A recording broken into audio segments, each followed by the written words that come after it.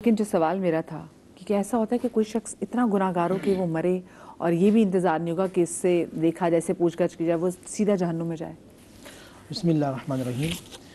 देखिए, एक हदीस मेरे जहन में आ रही है, उसका मफ़हूम ये है कि जब कोई शख्स बंदे मोमिन इंतकाल करता है तो उसकी रूहों को परिंदों के जो पपोटे कहते हैं उसमें जन्नत में अंदर छोड़ दिया जाता है। और इसी तरह सिज्जीन और इल्लियीन का मामला है। अच्छा, यहाँ बात अभी आप जब बात कर रही थी जहन में एक बात आई कि इंट्रो के अंदर आपने बात मौला कायनात सैयदना अली शेर खुदा करमल्लाहु वजहुल करीम की थी। उनसे एक सवाल यहूदी ने किया और आपस में डिस्कशन चल रही है। मौला कायनात को अल्लाह सुब्हानहू व तआला वो इल्म अता फरमाया था कि वो कुरान मजीद फुरक़ान हमीद को मिजाज को समझते थे।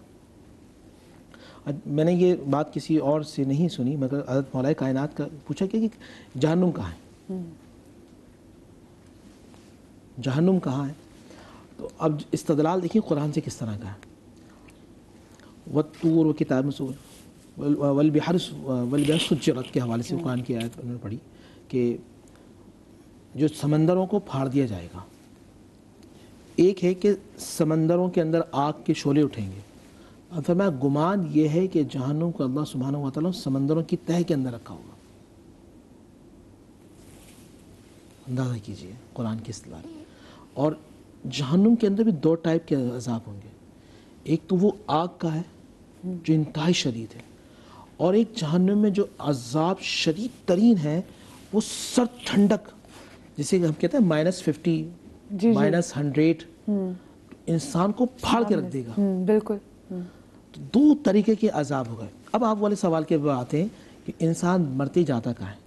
हमने पहले इस प्रोग्राम में किया था कि इंसान जैसी रूह निकलती है, जो कब्र होती है ना, या तो वो जहन्नुम के गढ़ों में से एक गढ़ा बन जाती है, वो या जन्नत के बागों में से एक बाग बन जाती है। वहीं से इब्तिदा होती है। वहीं से इब्तिदा होती है। फरिश्ते आके उसे जन्नत की खिड़की खोल देते हैं कि देखो ये तुम्हारा हशर जो कल क़यामत के दिन होगा, यानी कि यहाँ तुम्हें जाना है। और जहाँ जहन्नुम वाला मामला होता है वहाँ से वो जहन्नुम की चीज़ें उसकी प्रैक्टिस शुरू हो जाती है। जैसे मिसाल है कि एक कैदी बाहर से आ रहा है, कैदी है, वो लाउंज में बैठा है मगर हाथ पैर बंधे हुए, फौजी खड़े हुए, पुलिस खड़ी हुई, फोर्स खड़ी हुई, उसको देख रही है, मार रही है, डांट रही है।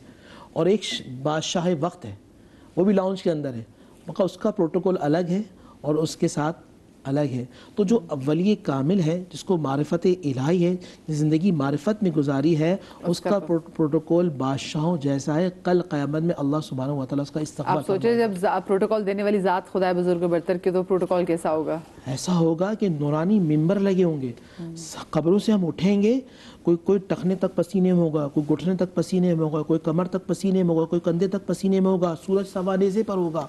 और कुछ लोग जब कब्रों से उठेंगे तो फरिश्तों को देगा ये ज़मीन पे पैर ना रखें, अपने पैरों को रखो।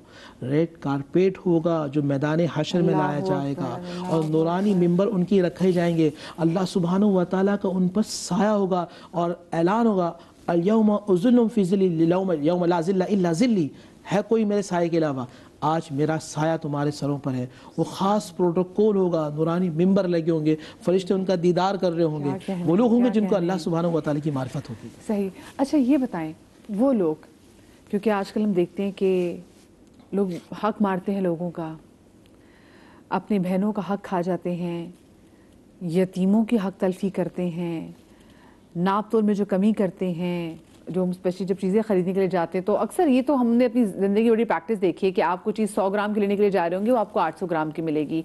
आप एक चावल लेने भी जाएंगे तो उसमें आप कंकर के दाने ज़्यादा देखेंगे। आप दाल भी खरीदने जाएंगे, उसमें भी नाप आप देखेंगे, ऐसी चीज़ें होंगी। इन लोगों का मकाम कहाँ है जहन्नुम में। वो लोग जो किसी की हक तलफी करते हैं, मिलावट करते हैं, नाप तोल में कमी करते हैं, तो जहन्नुम के जो पस्तरीन दर्जात हैं, उन पस्तरीन दर्जात में इनका मकाम है। ठीक है, किसी ने अगर किसी का हक खाया होगा तो उसकी ग़िज़ा उसका अपना खून व पीप होगी। ठीक है, तसव्वुर कीजिए, ज़रा सा ज़ख्म लग जाता है, जब दाना हो जाता है तो उसमें से मवाद निकलता है, तो इंसान वो कितनी अपनी यानी उसके अपने जिस्म का हिस्सा ही है, वो कितनी कराहत आ रही होती है। ठीक है ना, अल्लाह अकबर। जहाँ पे ये ग़िज़ा के तौर पे यही कुछ दिया जा रहा होगा। सूद खाने वाले जो हैं वो आग के अंगारे खा रहे होंगे। ज़ाहिर मुख्तलिफ ताबीरात हैं उस चीज़ के अंदर, ایک تصور ہے کہ جو کچھ بھی ہم یہاں پہ کر رہے ہیں، ٹھیک ہے نا، یہ جو دنیا ہے یہ آخرت کی کھیتی ہے، یہ بالکل جیسا یہاں کر رہے ہوں گے ویسا وہاں کاٹیں ویسا ہی ہم کبھی یہ نہیں ہو سکتا کہ آپ نے جو کا بیج بویا ہو تو گیوں نکل آیا اس میں سے، جو بیج بویا ہے وہ نکلے گا اس میں، ٹھیک ہے۔ اور جیسے کہ گفتگو کا بھی مطلب بھی کر رہے تھے، دیکھیے تصور کیا ہے ہمارے یہاں نا عذاب کا، کہ جو قبر ہے سب کو تو قبر نہیں ملتی نا، کچھ ہوا میں فنا ہو جاتے ہیں، بالکل کچھ دریا میں ڈوب جاتے، سمندر میں ڈوب جاتے ہیں، یہ استعارہ ہے قبر کا، جو فشار قبر ہونا یہ استعارہ ہے۔ قبر کو اگر آپ دیکھیں جب انسان اس میں لیٹا ہوا ہوتا ہے، اگر اس کو قبر کو سیدھا کر دیا جائے، ٹھیک ہے نا، تو ایک بالکل دروازہ بن جاتا ہے، دروازے کے سائز ہوتا ہے پورا، ٹھیک ہے نا۔ گویا یہ ہے کہ یہ ایک دروازے سے داخل ہوئے، ہم نے سلے میں رکھے اس کے پر، وہ دروازہ بند کر دیا، اب اگلا دروازہ آپ کے لیے کھلنے والا ہے، ٹھیک ہے نا۔ وہ دروازہ، اس دروازے کا عالم کیا ہوگا ہمیں نہیں معلوم، کہ وہ دروازہ آیا اس طرف کھلتا ہے یا اس طرف کھلتا ہے۔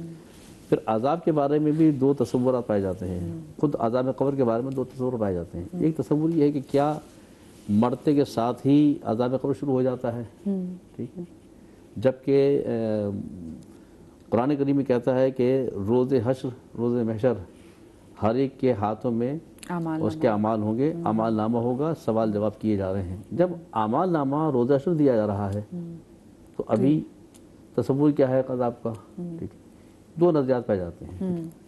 تو اس پہ جیسے ڈاکٹر صاحب نے اپنی گفتگو میں کہا تھا، اس طرف اشارہ کرتے ہوئے دیکھیے دو طرح کے جو لوگ ہوتے ہیں، وہاں پر بھی تو معرفت کی سوال ہے نا۔ ایک وہ لوگ ہوتے ہیں کہ جنہوں نے دنیا میں آنے کے بعد توحید پر، نبوت پر ایمان لائے، کلمہ پڑھا، تعلیمات اسلامی کو اختیار کیا، گناہ ان سے بھی ہوئے، غلطیاں ان سے بھی ہوئیں۔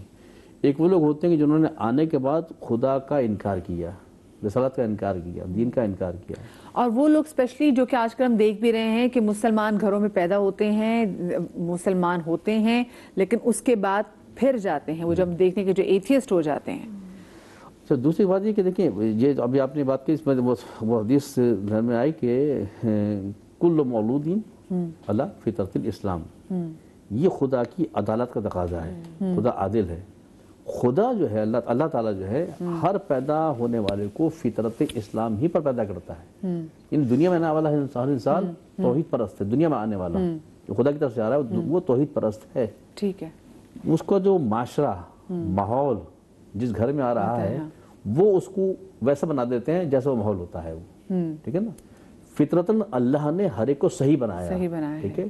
خدا نے فطرت صحیحہ پر انسان کو پیدا کیا ہے، اگر فطرت صحیحہ پر انسان کو پیدا نہ کیا ہوتا تو عدالت الہی پر حرف آئے گا کہ اے اللہ تو نے مجھے اس فطرت پیدا کیا، تو نے یہ جو ہم دنیا میں آنے کے بعد مسلم ہو غیر مسلم ہو، مسلمانوں کے اندر جو تقسیم ہو جاتی ہے یہ ہماری فطرت ثانیہ کہلاتی ہے۔ صحیح۔ اچھا، کالر ہمارے ساتھ موجود ہے راحیلہ۔ السلام علیکم جی۔ وعلیکم السلام ورحمۃ اللہ وبرکاتہ، جمعۃ المبارک آپ لوگوں کو۔ آپ کو بھی بہت بہت مبارک ہو راحیلہ جی۔ کیا میرا سوال آپ سارے علماء دین سے ایک ہے، تو آپ پلیز میری رہنمائی یہ کریں کہ ایک انسان ہے اپنی محنت سے بہت کچھ حاصل کر لیتا ہے اپنی محنت سے، لیکن جیسے کہتے ہیں یتیموں کا حق نہیں مارو، لیکن کچھ جگہوں پہ ایسا ہوتا ہے کہ یتیم کہتے ہیں یہ ہمارا ہی حق ہے، جو ان کے پاس ہے یہ ہم کو ہی مل جائے، کچھ جگہوں پہ ایسا بھی ہوتا ہے۔ تو آپ پلیز یہ بتائیے آخرت میں ان کے لیے کیا حکم ہے جو کسی کا بلا وجہ کا حق کھا لینا اور یہ کہہ کے کہ ہم تو یتیم ہیں، اس پہ بھی روشنی پلیز ڈالیں آپ، ان میں چاہے وہ بہنیں ہوں چاہے کوئی رشتے دار ہو، تو ان کے لیے کیا آخرت ہماری کیا رہنمائی اللہ تعالیٰ کی طرف سے ہوتی ہے؟ کیونکہ بھی پچھلے دنوں ایک ایسا کیس بھی سامنے آیا تھا کہ جس میں بہنوں کو تو حق ادا کر دیا گیا تھا، لیکن اس کے باوجود بہنوں نے کہا کہ نہیں، ہمیں جو آپ کا باقی ماندہ گھر ہے، میں نے دیکھا کہ انہوں نے کہا ہمیں اس پہ حق چاہیے۔ جی قرآن کریم اس کے لیے صراحتاً ہے، ان الذین یأکلون اموال الیتامی ظلما انما یأکلون فی بطونہم نارا وسیصلون سعیرا، کہ جو لوگ یتیموں کا مال ناحق کھاتے ہیں تو وہ اپنے پیٹوں کے اندر آگ بھر رہے ہیں، آگ کھا رہے ہیں اور عنقریب دوزخ میں داخل ہوں گے۔ یہ تو ان کے لیے صراحتاً وعید ہے کہ واقعتاً اگر یتیموں کا مال کسی نے کھایا ہے تو دنیا میں ہی وہ آگ اپنے پیٹ میں بھر رہا ہے، اس میں کوئی شک نہیں، اور آخرت میں بھی ظاہر ہے وہ دوزخ کا عذاب بھگتے گا۔ اور یہ صرف یتیموں کا مال نہیں بلکہ عام مومنین کا بھی، کسی بھی انسان کا، ایون غیر مسلم کا بھی، اگر کسی نے کوئی مال کھایا ہے تو کافی پہلے، سمجھا آج سے 50-60 سال پہلے یا اس سے بھی تھوڑا اور پہلے کر لیں، جو انڈیا کے مفتی حضرات تھے، ان کی تحقیق تھی کہ 1 پیسے کے بدلے اگر ناحق کسی کا کھائے تو 700 مقبول نمازیں اس کی کمپنسیشن میں اس کے بدلے میں دی جائیں گی. آج کا ریٹ کیا اندازہ مجھے اس کا صحیح اندازہ نہیں، لیکن بہرحال جو اگر ناحق کسی کا بھی پیسہ ہے مال کھا لیتا ہے تو وہ اس طرح سے اس کو عمران بھائی وہ پھر میں حرکت کرنے والی ہوں جس کا مجھے ہمیشہ سے بہت دکھ ہوتا ہے، وہ یہ کہ میں آپ کو کاٹنے والی ہوں کیونکہ بریک آ گئی ہے، پر اس پہ آپ مجھے معاف کر دیجیے گا، یہ نہ ہو کہ بعد میں کہ میں میری باری آگی آپ بالکل ایسے ہی ہوگا، آپ پوری بات کمپلیٹ کریں گے بھائی. یہ میں حق نہیں مارنا چاہتی. چھوٹی سی بریک لے رہے، بریک کے بعد میں ہوتا ہے.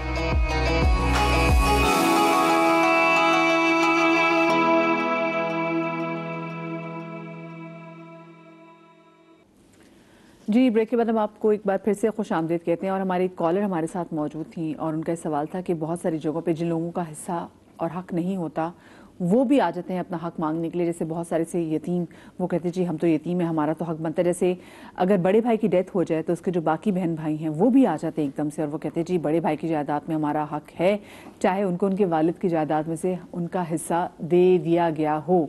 تو وہ بھی اپنے آپ کو یہاں پہ یتیم کہہ کے دوسرے یتیموں کا حق ماننے کے لیے آ جاتے ہیں. بہت ساری جگہوں پہ ہم دیکھتے ہیں کہ بہنوں کا حق کھا لیا جاتا ہے، لیکن کئی جگہ ایسی بھی ہیں جہاں پہ بہنیں جن کا حق ادا کر دیا جاتا ہے، ان کو پہلے سے حصہ دے دیا جاتا ہے، وہ بھی بعد میں آ کے کلیم کرنے آ جاتی ہیں. تو اس پر آپ جواب دے رہے تھے. جی تو میں سب بتا رہا تھا کہ یعنی یتیم کے علاوہ بھی کوئی مال اگر کھاتا ہے ناحق تو اس کا بھی بدلہ اس کو وہاں پہ اللہ کیا دینا ہوگا. ایک حدیث میں آتا ہے کہ رسول کریم صلی اللہ علیہ وسلم نے ایک دفعہ صحابہ کرام سے سوال فرمایا کہ تم جانتے ہو کہ منزل مفلس کون ہے؟